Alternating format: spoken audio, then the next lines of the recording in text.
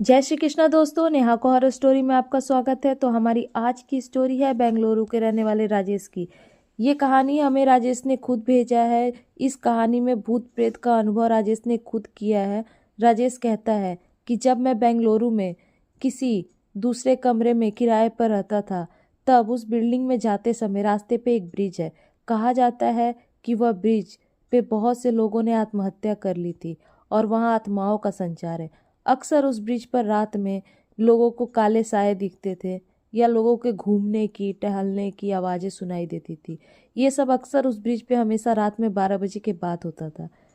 राजेश कहता है मैं वहाँ से हमेशा चलते हुए अपने बिल्डिंग में आता जाता। भूत प्रेत का भयानक अनुभव तो नहीं होता था, लेकिन जब भी वह चिकन मटन या मछली घर लाता तो वो अच्छी नहीं होती, खराब हो जाती।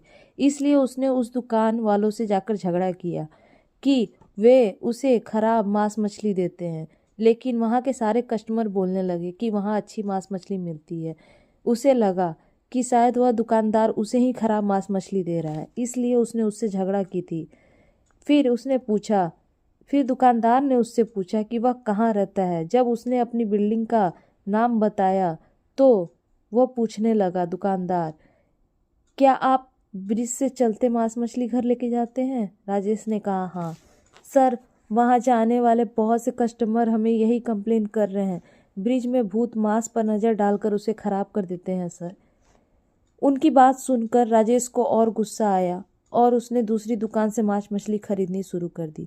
लेकिन दूसरी दुकान से मांस मछली लेने के बावजूद भी जब वो खराब होने लगा तो राजेश ने एक दिन बिल्डिंग के सभी लोगों से पूछा कि जब यहाँ पे मांस मछली लेके आते हैं तो क्या उनकी भी मांस मछली वैसी ही खराब होती है जैसे राजेश की होती है?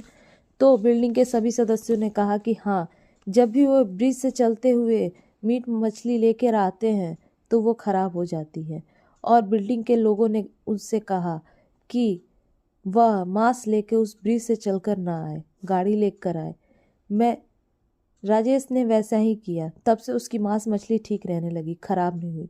इस घटना ने राजेश को काफ़ी चौंका दी थी, लेकिन ये घटना यहीं ख़त्म नहीं हुई।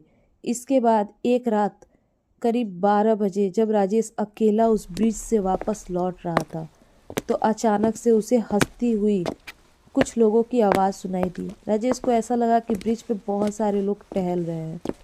ये वो समय था जबकि आसपास के इलाके में कोई नहीं था और उस ब्रिज पे बहुत ऐसा लग रहा था। राजेश को ये अनुभव हुआ कि उस ब्रिज पे बहुत सारी चीज़ें हैं जो टहल रही हैं, घूम रही हैं, आगे पीछे चल रही हैं।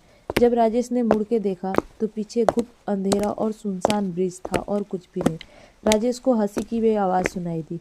उसमें से कुछ को कहते हुए राजेश ने ये भी सुना, क्यों आज मांस मछली लेके नहीं जा रहा है?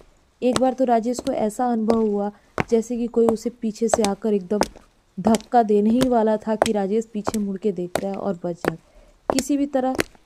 अब वहाँ पे राजेश को डर लगने लगा। वो किसी भी तरह दौड़ के अपने रूम पे आया और उसके बाद से राजेश ने ये अनुभव उस बिल्डिंग के सभी सदस्यों से कहा। सभी लोगों ने कहा, हाँ, वो ब्रिज पे आत्माएं रहती हैं और वो ब्रिज आत्माओं का घर है, क्योंकि वहाँ से बहुत सारे लोगों ने आत्महत्या की है। इस कहानी के बाद 2 महीने के अंदर राजेश ने वहाँ से अपना घर कहीं और ले लिया और आज भी राजेश उस ब्रिज पे जाने से पहले 100 बार सोचता है। ऐसी और कहानी के लिए please like share and subscribe my channel. और अगर आपके पास भी ऐसी कोई कहानी हो तो प्लीज़ शेयर मी।